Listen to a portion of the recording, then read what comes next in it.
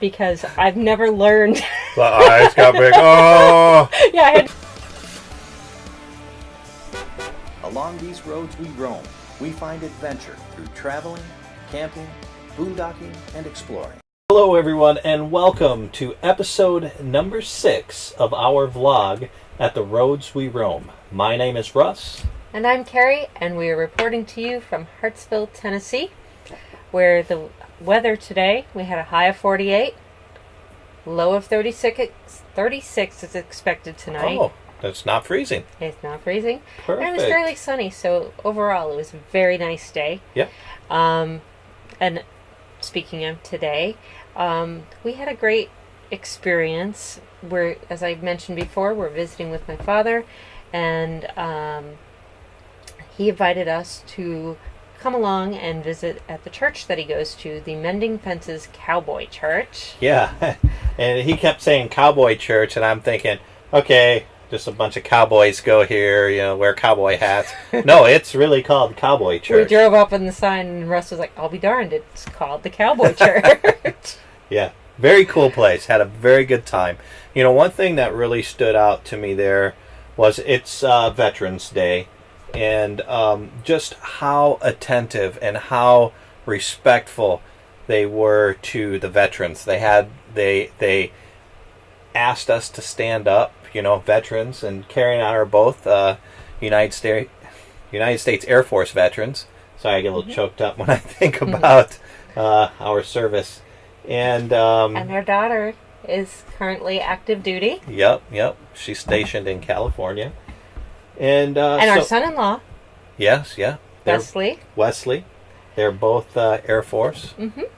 But anyways, so we stood up, and they brought around Boy, I can't talk today. You are a big sap. I love you. They brought around red, white, and blue carnations to all the veterans there, which I thought was very cool. They played some fantastic music. They did Lee Greenwood's "God Bless the USA." Can I just run on a little side thing here? Of course.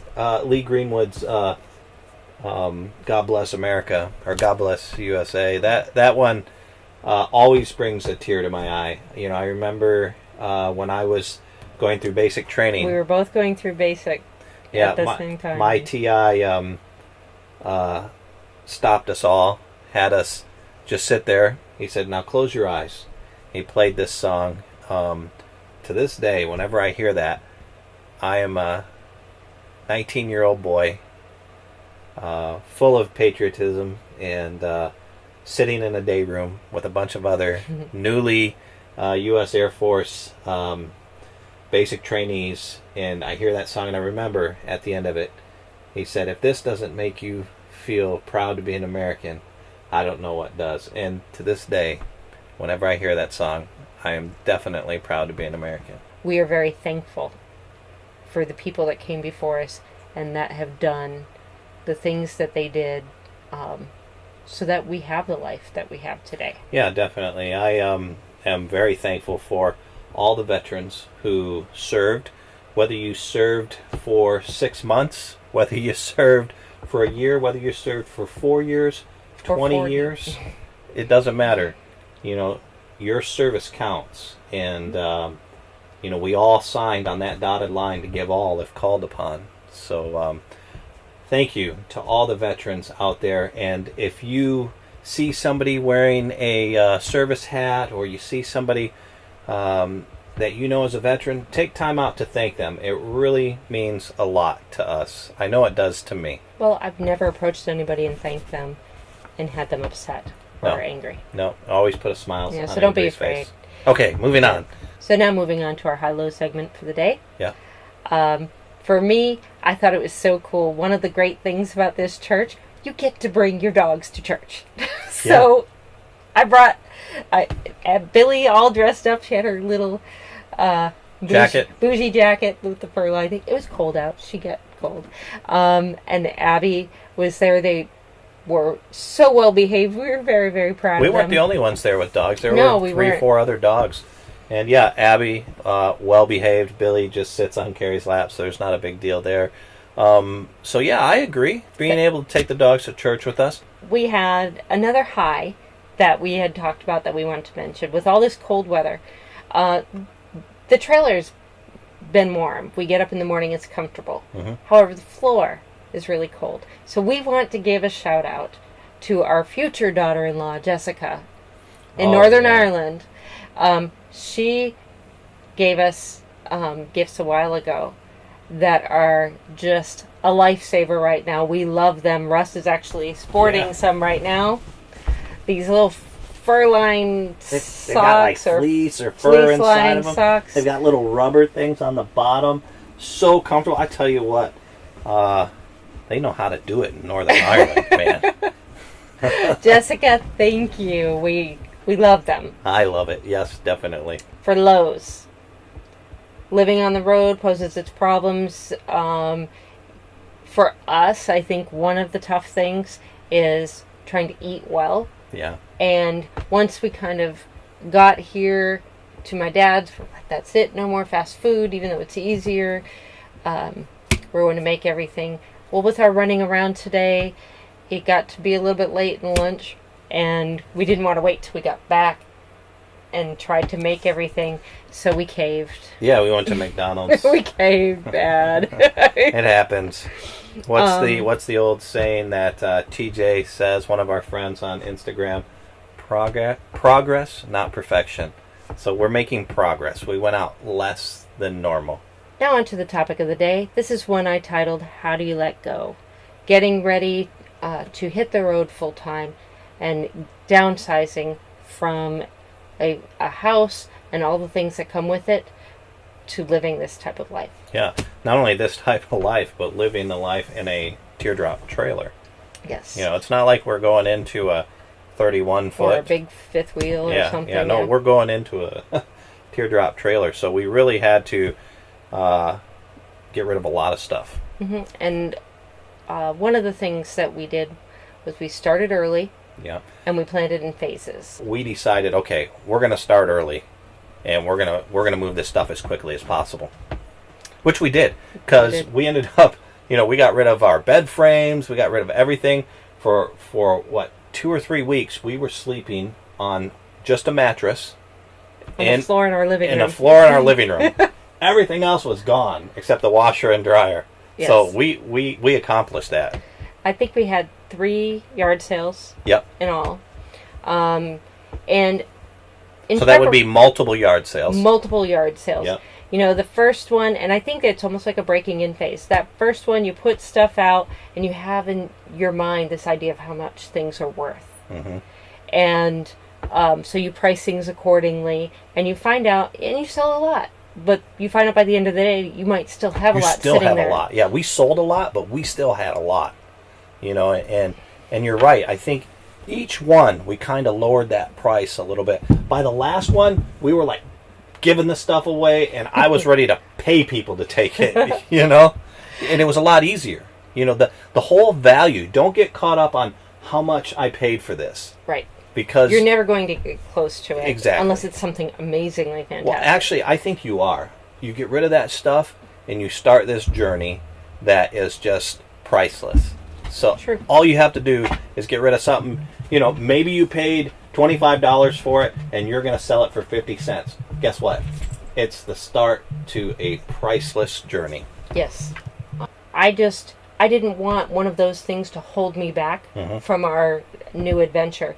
And what is that worth? I think a thing that made it a lot easier was you had a brilliant idea of setup. Yeah, you have a lot of them, actually. Which one was it? You had a brilliant idea of setting up sorting areas.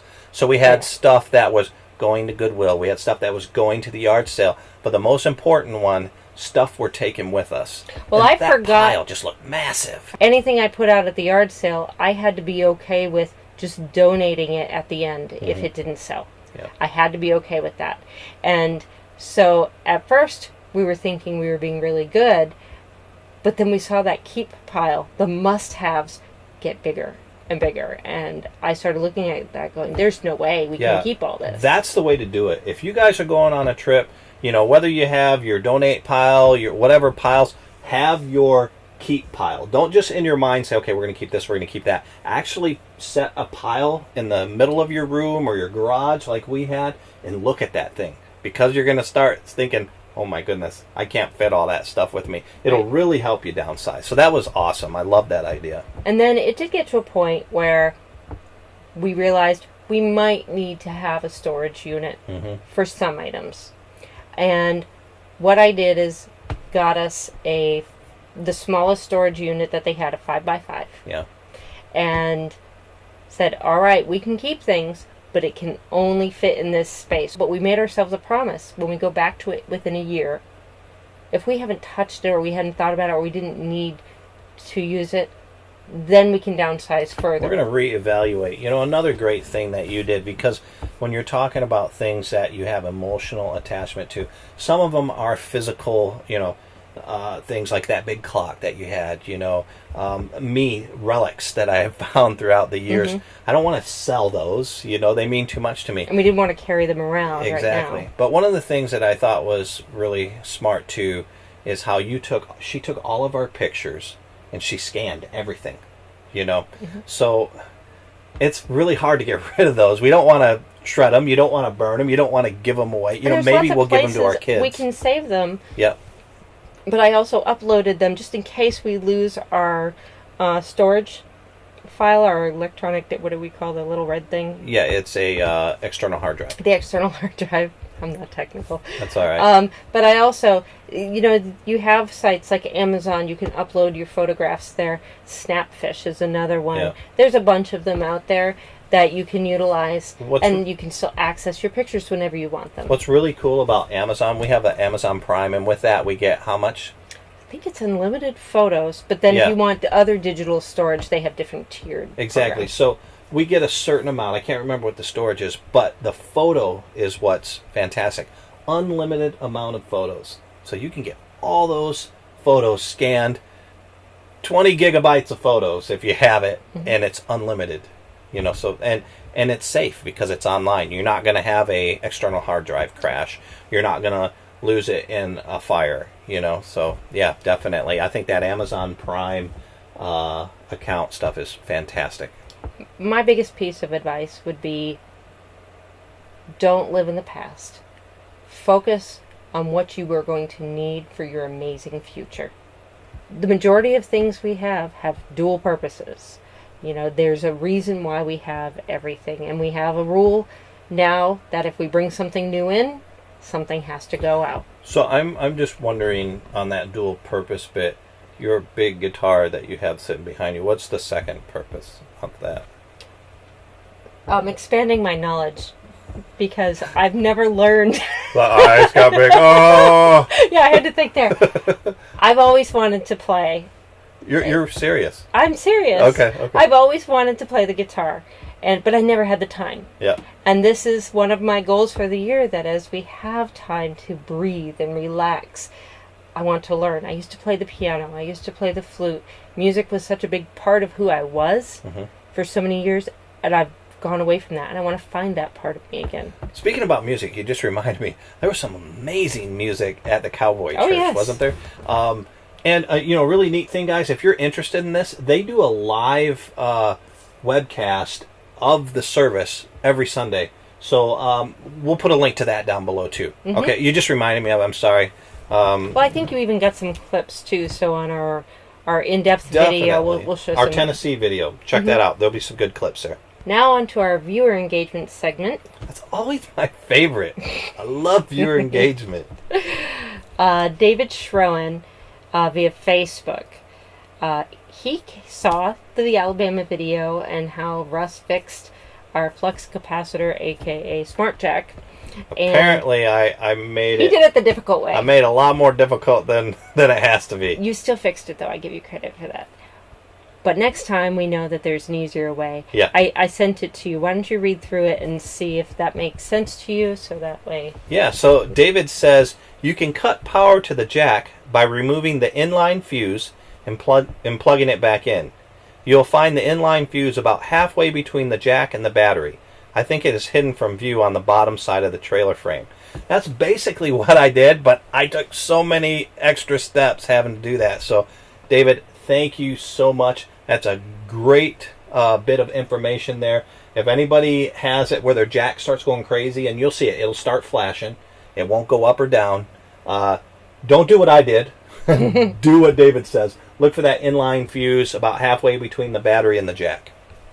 You don't have to take the whole thing apart, then. No. But I learned a lot by doing it. Pretty impressive when you did that. Yeah, like I said, man, I like to make things more difficult than possible.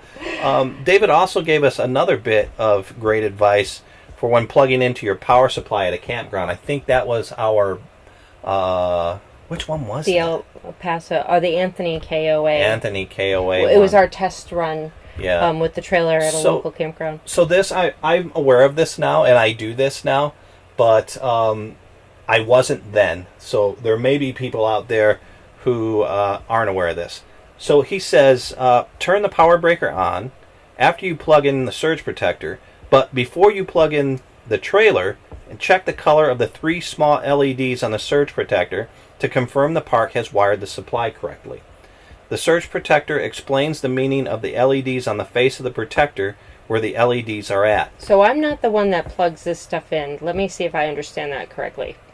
So you take the surge protector and you're plugging it into the power source, the little 30 amp pole. source, yep. And then I know that it has little dots. Yeah. So check the dots on that first. Exactly. So what you want to do is have the power breaker off for whatever you're plugging into, the 30 amp. Plug in, and then flip the power breaker on. And what you're looking for are 2 green LEDs. 2 green LEDs mean you have power and everything's working correctly. And then below, if one's green and one's red, it'll tell you what that means. You know, like it's wired backwards, or the polarity is bad, or something like that. So, and then you can plug in your source to the trailer. To the trailer after that, yeah, because then you know everything's copacetic. Oh, thank you, David. Yes, great information, David.